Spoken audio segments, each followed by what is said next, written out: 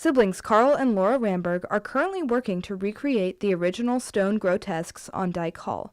Laura said that Karl's job is to take off the large chunks from the stone, allowing her to come in and carve the details of each figure back at her studio. To Laura, the grotesques represent our relationship to the environment, and she said this makes the project very important to her. In one sense, they're falling apart right now. They're being replaced. They're being renewed.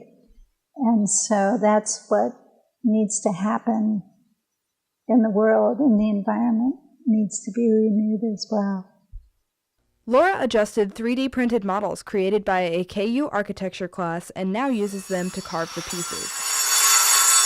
Each of the 8 grotesques are a different animal. Laura said she is most excited about the rhinoceros. For each grotesque, Karl will spend a month blocking it and Laura will spend a month finishing the carving. The two began carving in early February and plan to finish about the same time next year. Reporting from the University of Kansas, this has been Cami Coons.